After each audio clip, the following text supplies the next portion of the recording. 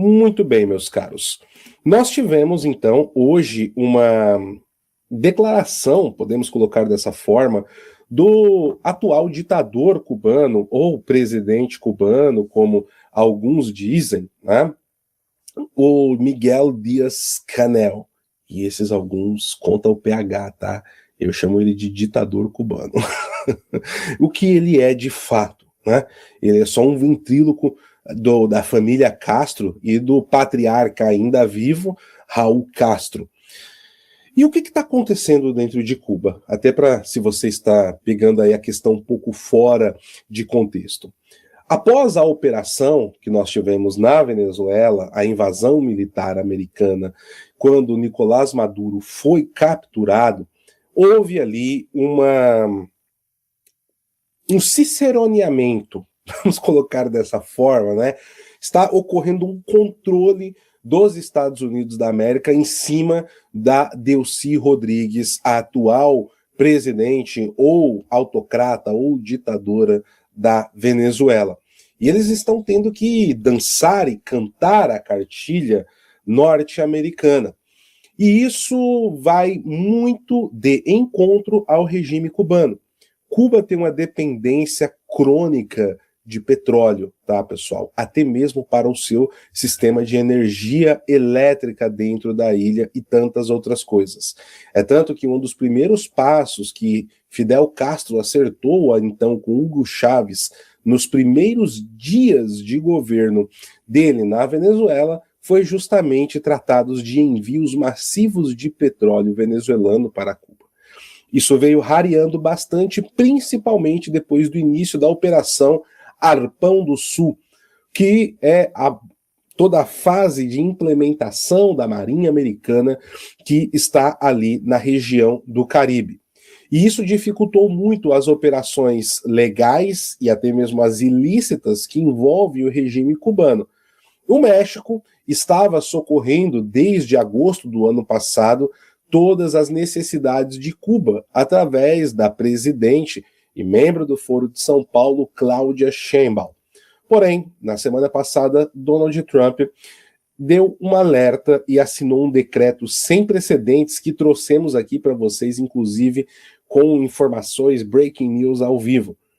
Qualquer país que fizesse negócios envolvendo o mercado de petróleo com Cuba, ou seja, qualquer país que fornecesse petróleo para Cuba, estaria ali passível a sanções gritantes dos Estados Unidos.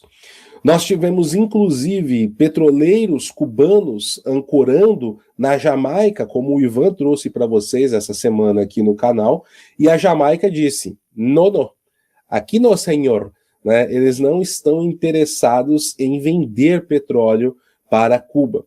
O México, através de Cláudia Sheinbaum, em declaração, afirmou que, olha, não venderemos petróleo porque isso trará problemas aqui para o nosso país, mas enviaremos ajuda humanitária. Entenda-se, principalmente alimentos. O próprio Donald Trump, na semana passada, informou que a situação dentro da ilha estaria desastrosa, calamitosa, e isso agora vem se comprovando. A ilha está realmente, pessoal, à beira do colapso. E qual é o grande problema? Por mais que você tente socorrer o que está ali ainda de pé dentro do regime cubano, você vai enviar, por exemplo, alimentos, você vai enviar carros, você vai enviar qualquer coisa que ajude na infraestrutura. Cuba não tem nenhum meio de conseguir petróleo. Sem petróleo não haverá luz, sem petróleo praticamente o que tem de estrutura comercial, médica ou qualquer outro tipo de coisa dentro da ilha vai ruir. E dificilmente algum país irá conseguir socorrer os cubanos. E quando eu digo os cubanos, a gente tem que entender o que é o governo e o que é o povo cubano. E é uma medida extrema que está sendo tomada para estrangular o regime. A China dificilmente vai lá socorrer, né, o regime cubano. A China, ela tem soft power muito bem definido. E se tem uma coisa que os chineses não fazem, é entrar em bola dividida onde eles vão perder de alguma forma, tá? E isso é algo cada vez mais claro quando estamos falando do regime chinês. Por outro lado, nós temos aí o que podemos deixar claro, né, uma preocupação russa, como eu trouxe aqui para vocês já durante essa semana, e essa preocupação da Rússia, inclusive, tenta blindar possíveis traições internas dentro do regime. O próprio embaixador russo na ONU falou, em palavras claras: sabemos que houve traição interna dentro da Venezuela e estão trabalhando para que isso não aconteça agora em Cuba. Porém, meus amigos, os Estados Unidos estão trabalhando sim, e isso é uma informação confirmada, tá aqui, mesmo nos arredores, né, da Casa Branca em Washington, de que os Estados Unidos estão procurando colaboradores internos, recrutando colaboradores. Quando a situação começar a apertar mais do que já está, vai ter muita gente interessada na queda do regime, até mesmo por sobrevivência própria, ou, se ainda resta consciência a pessoas dentro do regime cubano, contra o sofrimento da população. Olha, eu não gosto de cravar datas nem nada desse tipo, mas a gente pode começar a fazer um tic-tac, uma contagem regressiva na questão de Cuba. A questão está ficando insustentável. E aí que entra essa posição do Dias-Canel. O Miami Herald, aqui do estado da Flórida, trouxe uma matéria repercutindo. Inclusive, eu tenho um vídeo também do Dias-Canel para trazer para vocês. Então, primeiro eu vou trazer o Miami Herald, depois de dar todo esse contexto, né? Vou trazer agora essas informações da mídia americana. Tá? Vamos lá.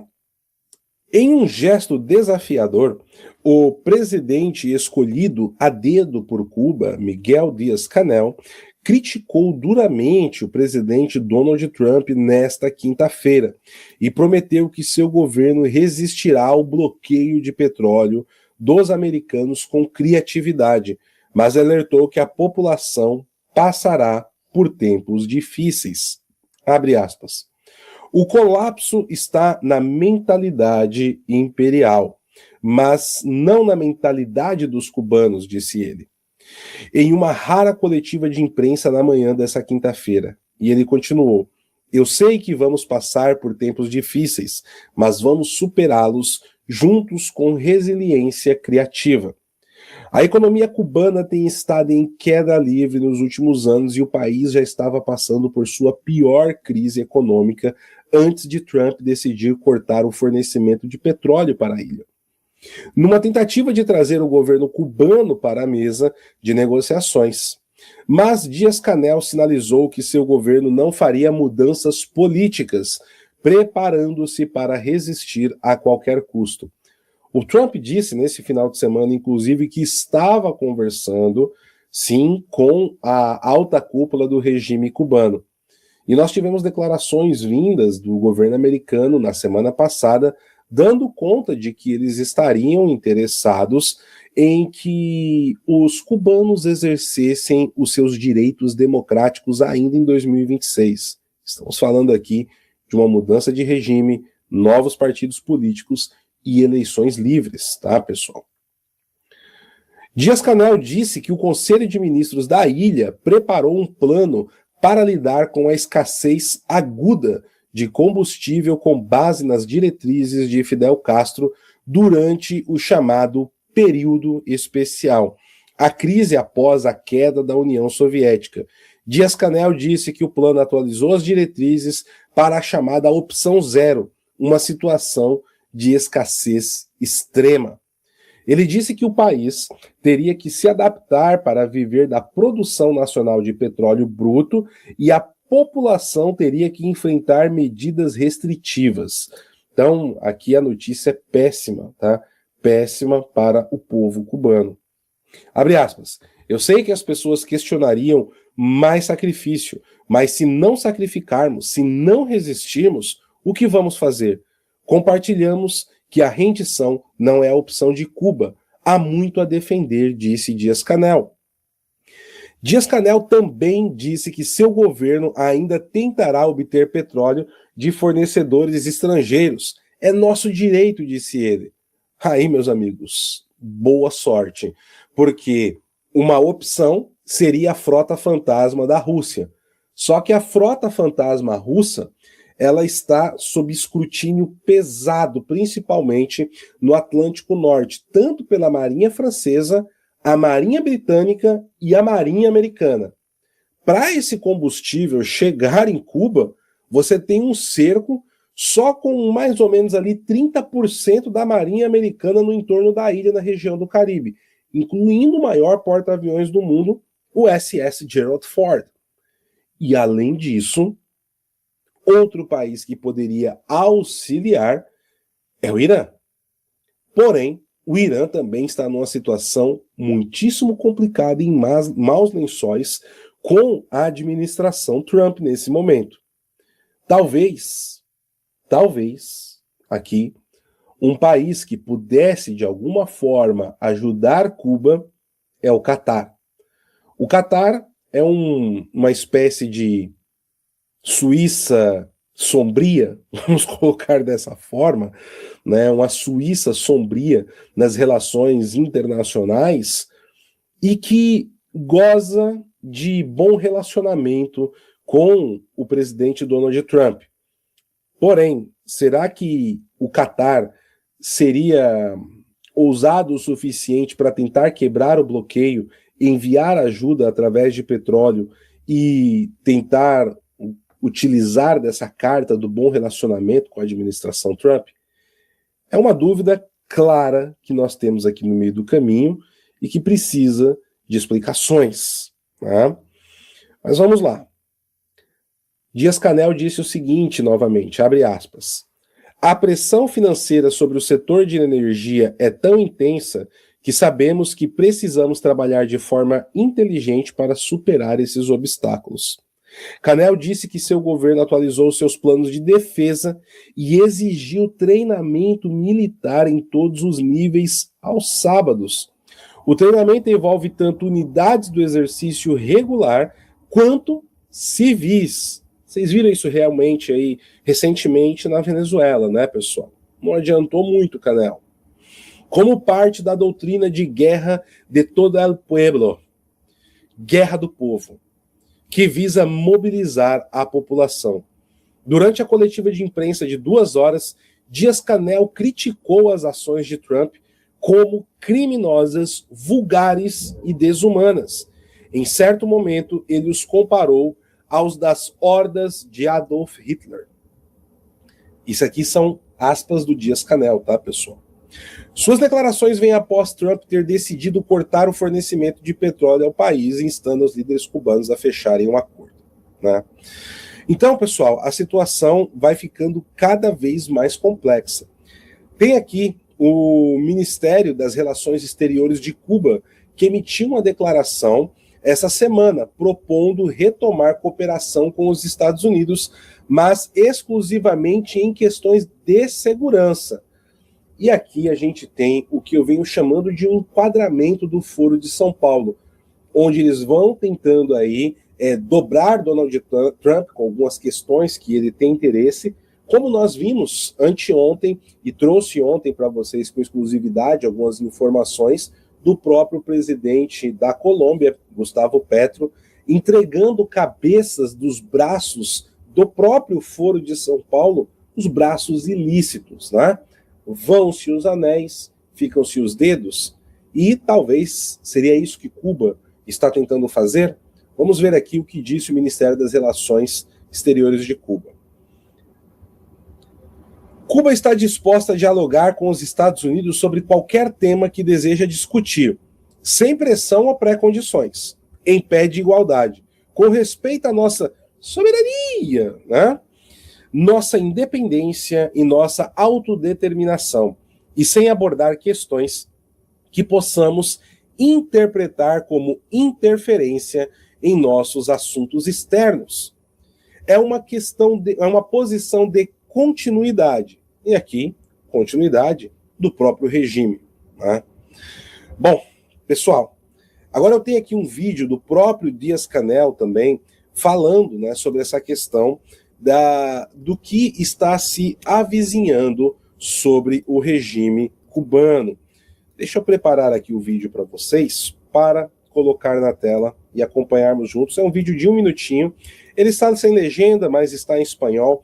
Está bem fácil de compreender. Vamos lá?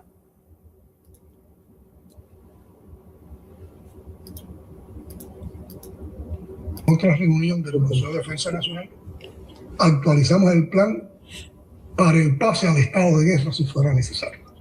Y eso se publicó porque no lo escondemos. No lo escondemos. La nota del Consejo de Defensa que se publicó decía exactamente así.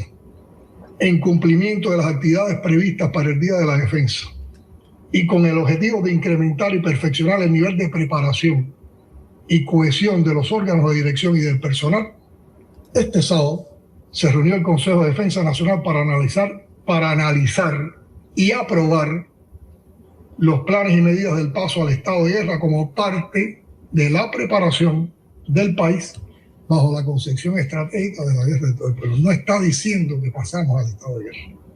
Está diciendo que nos estamos preparando para si hay que pasar al estado de guerra en algún momento. Por lo tanto, la realidad es esta y todo lo demás es una manipulación. De la cual enseguida